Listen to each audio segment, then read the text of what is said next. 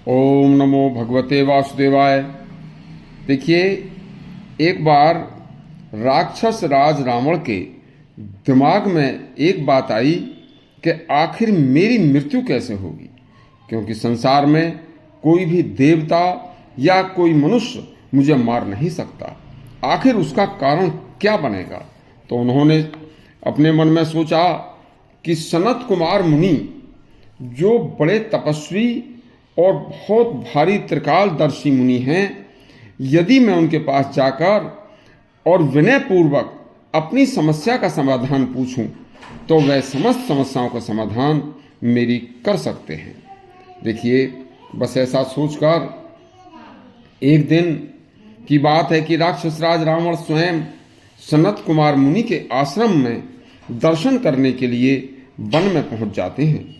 और उस समय सनत कुमार ऋषि, जो कि बड़े भारी तपस्वी तत्ववेता त्रिकालदर्शी मुनि थे, रावण यह सब जानता तो था ही, तो उन्होंने साष्टांग प्रणाम करके और विनय पूर्वक देखा कि आज आश्रम में मुनि जी अकेले हैं। तो उस अकेले स्थान को एकांत जानकर रावण ने मुनिवर से विनय पूर्वक पूछा कि हे प्रभु, मुझे यह बताने की कृपा करें कि सभी देवताओं में सबसे श्रेष्ठ देवता कौन है। ऋषि सनत कुमार ने कहा कि हे राजन, श्री हरि विष्णु ही सबसे बड़े श्रेष्ठ देवता हैं। रावण ने यह सुनकर कहा कि हे मुनि श्री हरि विष्णु ने देवता और राक्षसों के युद्ध में जितने भी राक्षसों को मारा था, उनमें से उन राक्षसों की कौन सी गति हुई, उनको क्या गति हुई। मुनि बोले, हे रावण, श्री हरि विष्णु के द्वारा मारे गए सभी राक्षसों को दुर्लभ गति प्राप्त हुई है और उनकी मुक्ति हो गई है। देखिए, बस ऐसा सुनकर तब रावण ने उन्हें दोबारा प्रणाम करते हुए कहा, हे मुनिवर, मैं आपसे विनय पूर्वक एक बड़ा साधारण सा प्रश्न पूछ रहा हूं, जो आपके लिए साधारण है और मेरे लिए विलक्षण। बताइए, देखिए, मुझे कोई संसार में ना कोई देवता मार सकता है और ना ही कोई मनुष्य मार सकता है। तो इसलिए आप मुझे कोई ऐसा उपाय बताने की कृपा करें प्रभु, कि जिससे मैं भी श्री हरि विष्णु के हाथों से मारा जाऊं और मेरी भी मुक्ति हो जाए। बस इस पर इतना सुनकर मुनि सनत कुमार ने अपनी तपस्या के बल पर देखा और कहा कि रावण सुनो, अब सतयुग समाप्त होने वाला है, सतयुग का आखिर चल रहा है और त्रेता युग आने वाला है। अब जैसे ही त्रेता युग आएगा तो देखो, ध्यान से सुनना, त्रेता युग में एक अयोध्या नगरी में श्री हरि विष्णु जी श्री राम के रूप में मनुष्य योनि में अवतार लेंगे।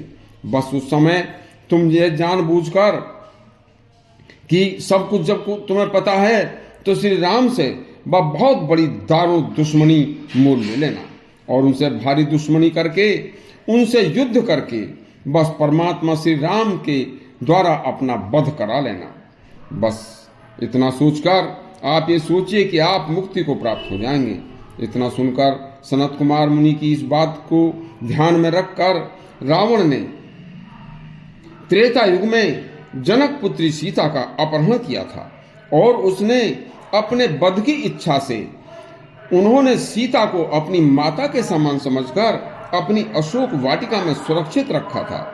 तथा रावण यह भी जानता था कि मेरे सभी बंधु बांधव राक्षस भी इतने बलशाली हैं कि और इतने मायावी हैं कि उन्हें भी साधारण मनुष्य या देवता नहीं मार सकते।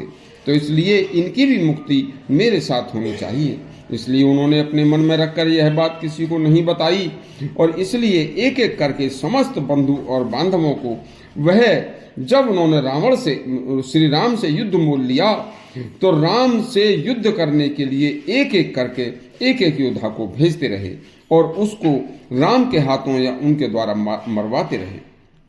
और उनकी मुक्ति, जब वह मुक्ति को प्राप्त हो जाते, तब आखिर में स्वयं श्री राम से युद्ध करने के रावण पहुंचते हैं और श्री राम के हाथों मरकर मुक्ति को प्राप्त होते हैं। यह जानबूझकर उन्होंने अपनी बहन शूर्पणखा, मामा मारीच तथा लंकिनी आदि राक्षसी को भी बड़े सुनियोजित तरीके से भगवान श्री राम के द्वारा मरवा दिया था और सबको मुक्ति दिलवाई थी। और यह गुप्त बात किसी को भी उन्होंने पता नहीं चलने दी थी। ताकि सबकी मुक्ति हो जाए। इस कथा से पता चलता है कि हमारे ऋषि मुनियों की तपस्या में कितनी ताकत थी, जो आगे आने वाले युग की बातें भी तपस्या के बल पर जान लिया करते थे। बस इतनी इसको आपको यह प्रसंग यदि आपको अच्छा लगा हो तो हमारे चैनल को सब्सक्राइब करें और बेल आइकन अवश्य दबाएं। धन्यवाद।